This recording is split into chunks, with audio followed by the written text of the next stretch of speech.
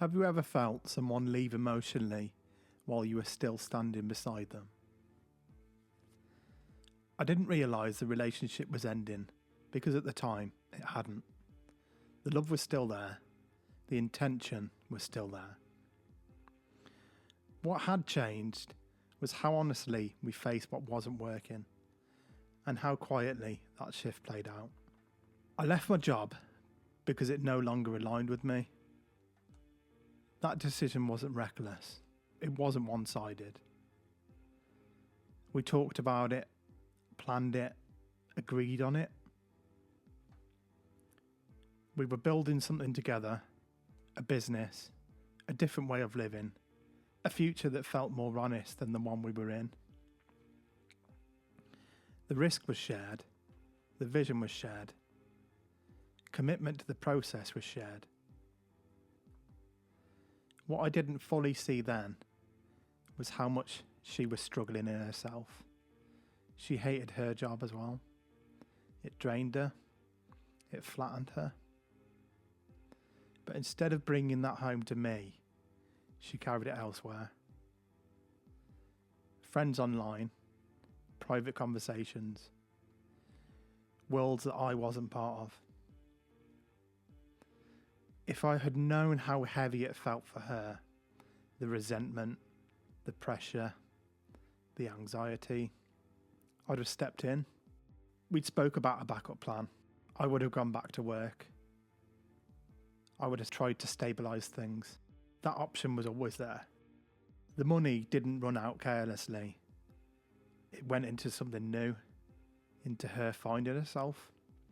So I bought her a PC so she could game, stream, learn the industry that she wanted to succeed in. And I supported that fully. I believed in it. See, the problem is, growth always requires one person to carry more at the start. I was willing to do that. She was the main breadwinner at the time, so it made more sense for her to do it from home and for me to follow on with that. So at the same time, I turned inward. I was working on myself, trying to become a better person. Meditation, mindset work, facing shadows I'd avoided for years, empowering myself. I wasn't trying to be better than her. I was trying to be honest with myself. But growth has a way of holding up mirrors, and I think my progress reflected back things that she hadn't faced. That tension didn't get named, it got displaced. She began turning away from me, confiding elsewhere, receiving validation outside the relationship, building emotional intimacy I no longer had access to. I felt it before I could explain it. The guarded phone, conversations in other rooms, laughter that I wasn't part of, the sense that something meaningful was happening without me. The intimacy didn't vanish, it was redirected. To put some context into this, I know she'd had history with one of the people she was speaking to in the online community.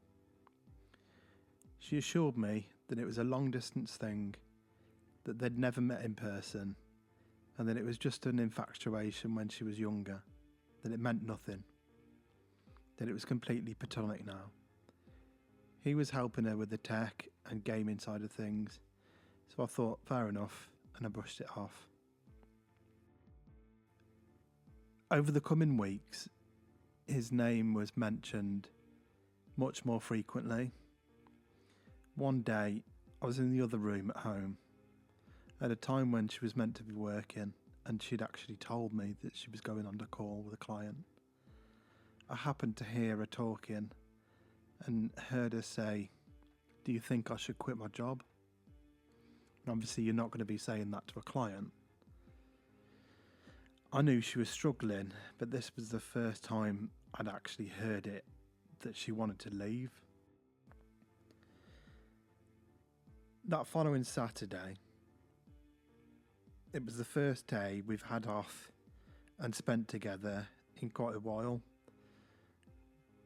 We were about to go on holiday and she needed to go shopping for clothes, so she insisted on going clothes shopping. And for the whole time, she walked head down, not engaging, texting, bumping into things. I saw his name pop up and I left it until we got home, and then I confronted it. I asked what was going on, what was happening, was she developing feelings? I just completely wanted to know what was going on at the time. I was told I was imagining it, overthinking, projecting. And because I was already stretched, already in the transition, I doubted my instincts. That's what self-doubt does. It convinces you to override your instincts in the name of peace. Then she asked for a break. Not an ending, not clarity, space. For 6 weeks, I lived in suspension. Mixed messages, moments of closeness, distance again. Enough connection to stay attached, but not enough honesty to feel safe. I was still showing up, still choosing. She was deciding. The problem when one person wants a break is that it keeps one person anchored and the other afloat. By the time she said, "I don't know how I feel anymore," the leaving had already begun for her. I ended it. Not because I stopped loving her, but because I couldn't live without the ground beneath me, without anything being reciprocated, without clarity. Not with anger, not with accusations, just honesty. She accepted it easily, maybe a bit too easily. That hurt. Not because I needed her to fight, but because it showed me how alone I'd already been. Later, I learned that she moved on quite quickly, built a new life with focus and momentum. That didn't mean I was replaceable.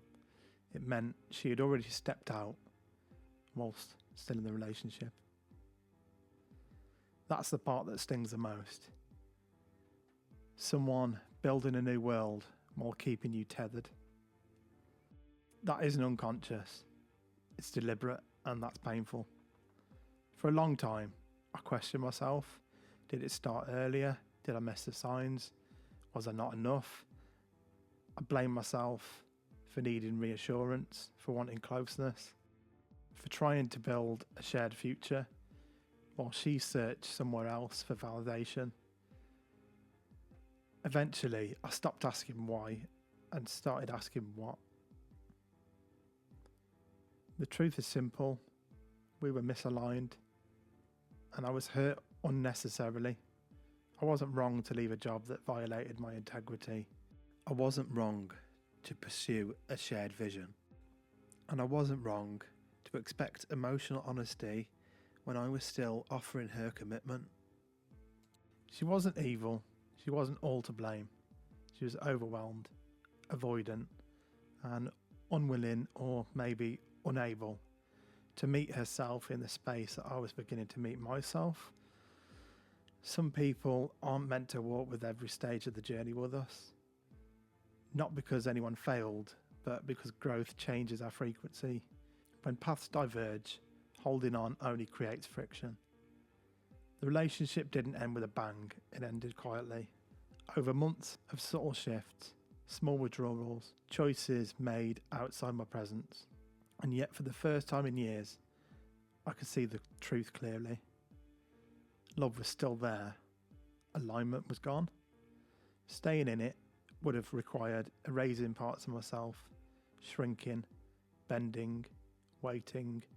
I wasn't willing to do that anymore. Afterwards, I didn't date for a long time.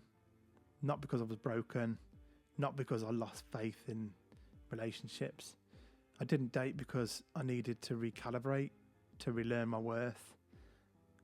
I needed to work on a lot of abandonment wounds that I had from childhood, to remember that intimacy isn't about tolerance or endurance, it's about being reciprocated. I needed to listen to my body again, rebuild trust in my instincts, strengthen my self-concept.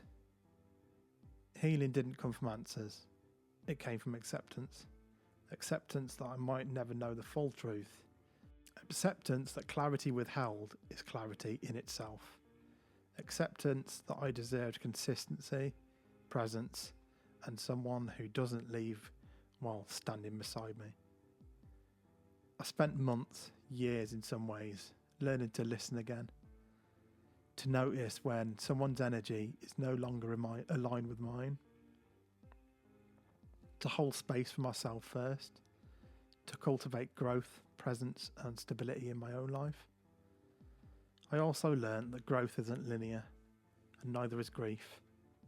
I had to face my own shadows, my own self-doubt, my codependency on people, my fear of being unlovable, to understand why I stayed longer than I should have.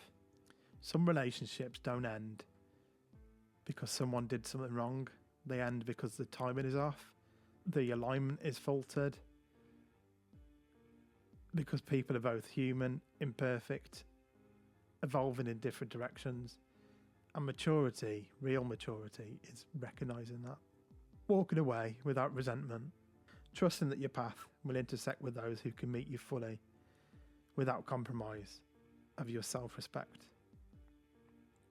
Walking away isn't easy, it never is, but it was necessary. And looking back, I can see that every choice I made, leaving the job, starting the business, investing in her growth, investing in my growth, holding boundaries, ending the relationship, was a step toward becoming the version of myself that I wanted to be. Strong, grounded, vulnerable, accountable, alive. Some people stay because they're afraid of change. Some leave because they're already evolving. I stayed too long. She emotionally left before she left physically. More than that, I grew, I rebuilt, and I'll continue to do so, because life and love are for those who are willing to face themselves honestly, even when it hurts, even when it costs, even when there are no answers.